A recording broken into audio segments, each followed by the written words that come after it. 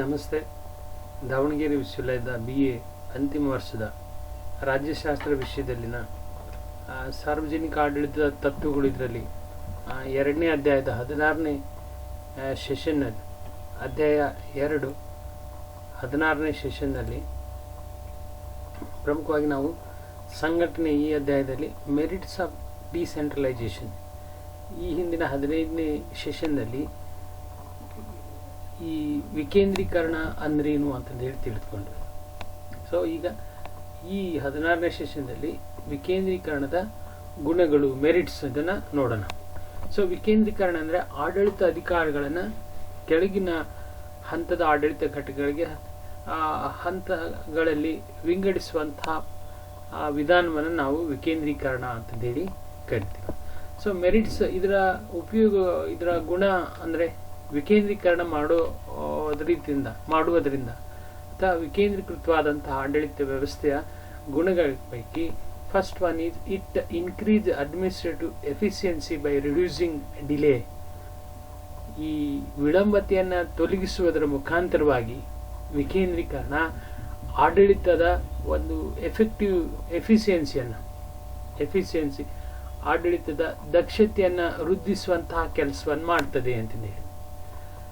Curbing red ಟೇಬಿಸಮ್, ಈ ಕೆಂಪು ಪಟ್ಟಿ ಚಾಳಿ ಅಂತಂದು ಹೇಳಿ ಕೇಳ್ತೀವಿ ಆಡಳಿತದಲ್ಲಿ, ಇದನ್ನ ತೊಲಗಿಸುವಂತಹ ಕೆಲಸವನ್ನು ಮಾಡ್ತದೆ, ಇದನ್ನ ನಿಯಂತ್ರಿಸುವಂತಹ ಕೆಲಸವನ್ನು ಮಾಡ್ತದೆ. ಅಂಡ್ ಎನ್ಕರೇಜಿಂಗ್ ಫಾಸ್ಟರ್ ಆಕ್ಷನ್, ತ್ವರಿತವಾದಂತಹ ಕಾರ್ಯಾಚರಣೆಗೆ ಇದು ಕುಮ್ಮಕ್ಕನ್ನು ನೀಡ್ತದೆ ಅಥವಾ ಪ್ರೇರಣೆಯನ್ನ ನೀಡ್ತದೆ. ಸೊ ಒಟ್ಟಾರೆಯಾಗಿ ವಿಕೇಂದ್ರೀಕೃತವಾದಂತಹ ಆಡಳಿತ ವ್ಯವಸ್ಥೆ ಅತಿ ಎಫೆಕ್ಟಿವ್ ಆದಂತಹ ಕಾರ್ಯನಿರ್ವಹಣೆಗೆ, ಕೆಂಪು ಪಟ್ಟಿ ತೊಲಗಿಸಲಿಕ್ಕೆ ಮತ್ತು ಶೀಘ್ರ ಕಾರ್ಯನಿರ್ವಹಣೆಗೆ ಅವಕಾಶವನ್ನ ಮಾಡಿಕೊಡ್ತದೆ. ಸೊ ವಿವಿಧ ಹಂತಗಳಲ್ಲಿ ಆಡಳಿತ ಅಧಿಕಾರಿಗಳನ್ನು ವಿಂಗಡಿಸುವುದರಿಂದ ಆಡಳಿತ ಅಧಿಕಾರಿಗಳನ್ನು ಪಡೆದಂತ ಅಧಿಕಾರಿ ತನ್ನದೇ ಆದಂತಹ ವ್ಯಾಪ್ತಿಗೆ ಒಳಪಟ್ಟು ತನ್ನ ಕಾರ್ಯನಿರ್ವಹಣಾ ಜವಾಬ್ದಾರಿಗೆ ಅನುಗುಣವಾಗಿ ಆಡಳಿತ ಕಾರ್ಯಗಳನ್ನು ನಿರ್ವಹಿಸಲಿಕ್ಕೆ ಅಧಿಕಾರವನ್ನು ಪಡೆದಿರುವುದರಿಂದ ತ್ವರಿತ ಕಾರ್ಯನಿರ್ವಹಣೆ ಆಗ್ತದೆ. ಯಾವುದೇ ರೀತಿಯಾದಂತಹ ವಿಳಂಬತೆಗೆ ಅವಕಾಶವಿರುವುದಿಲ್ಲ. ದಕ್ಷಿತವಾದಂತಹ ಆಡಳಿತವನ್ನು ಸಂಘಟಿಸಲಿಕ್ಕೆ ಸಂಘಟನೆಯಲ್ಲಿ ಸಾಧ್ಯವಾಗ್ತದೆ. ಇದು ಮೊದಲನೇ ಪ್ರಮುಖವಾಗಿರುವಂತಹ ಇದರ ಗುಣ. ಎರಡನೇದಾಗಿ it reduce workload of the head office.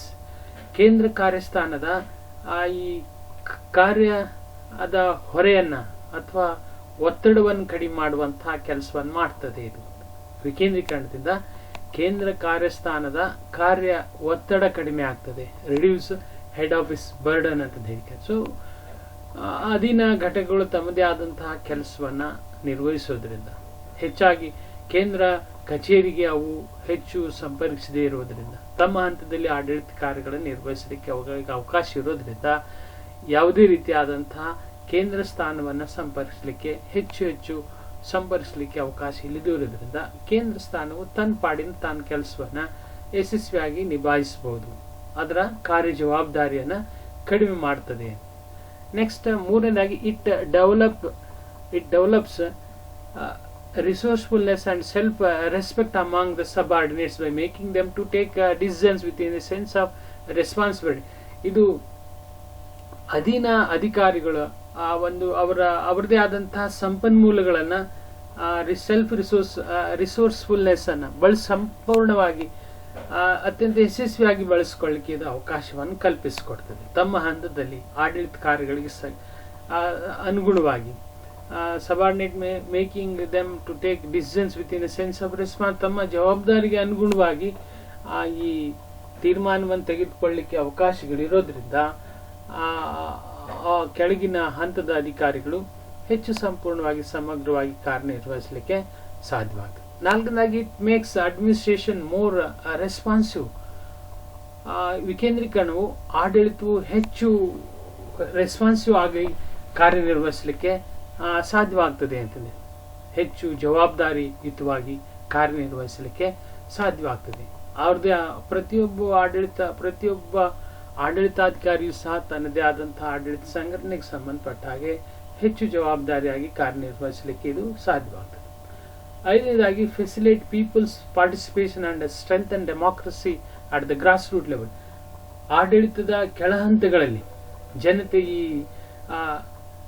ಜನತೆ ಆಡಳಿತ ಪ್ರಕ್ರಿಯೆಯಲ್ಲಿ ಪಾಲ್ಗೊಳ್ಳುವುದರ ಮುಖಾಂತರವಾಗಿ ಈ ಪ್ರಜಾಪ್ರಭುತ್ವ ತತ್ವವನ್ನ ಹೆಚ್ಚು ಸಮರ್ಥವಾಗಿ ಬಲಪಡಿಸುವಂತಹ ಕೆಲಸವನ್ನ ವಿಕೇಂದ್ರೀಕೃತ ಆಡಳಿತ ವ್ಯವಸ್ಥೆ ಮಾಡ್ತದೆ. ಅಂದ್ರೆ ಪ್ರತಿಯೊಂದು ಹಂತದಲ್ಲೂ ವ್ಯಕ್ತಿಗಳು ಸಹ ಆಡಳಿತದಲ್ಲಿ ಪಾಲ್ಗೊಳ್ಳಿಕ್ಕೆ ಅವಕಾಶವನ್ನು ಕಲ್ಪಿಸಿಕೊಡೋದ್ರ ಮುಖಾಂತರವಾಗಿ ವಿಕೇಂದ್ರೀಕರಣ ಈ ಪ್ರಜಾಸತ್ತಾತ್ಮಕ ಆಡಳಿತ ವ್ಯವಸ್ಥೆಗೆ ಏನು ಹೆಚ್ಚು ಬಲಪಡಿಸುವಂತಹ ನಿಟ್ಟಿನಲ್ಲಿ ಕಾರ್ಯನಿರ್ವಹಿಸುತ್ತದೆ ಅಂತ. ನೆಕ್ಸ್ಟ್ ಇಲ್ಲಿ allows development of second line executives.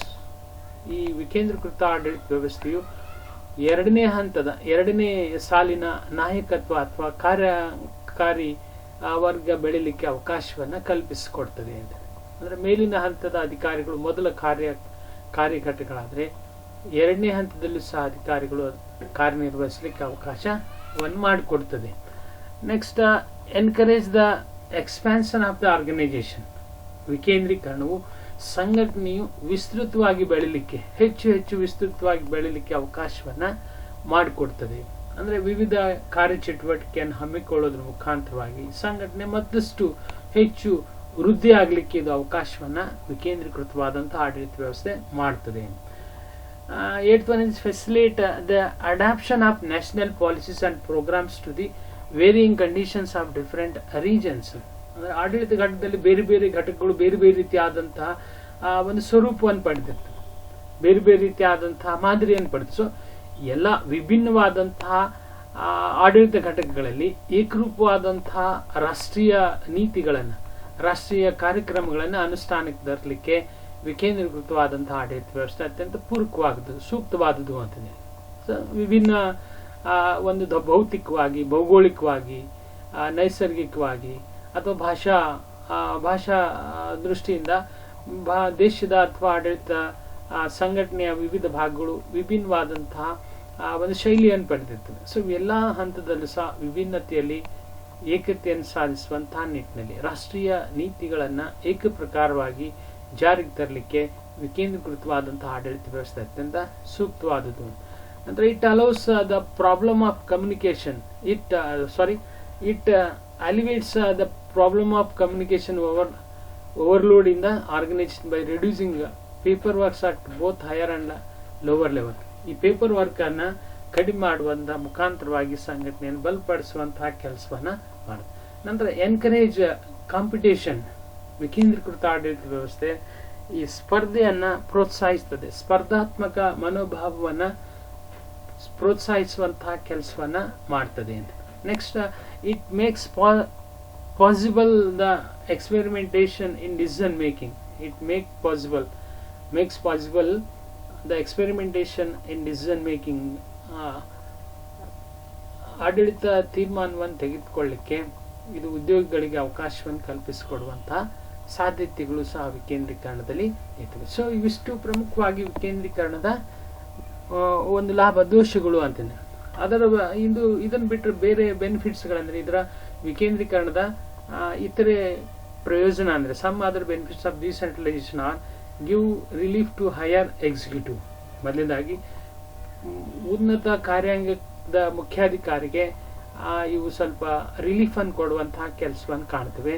Facilitate managerial development, promotes coordination, Boost the more and efficiency managers,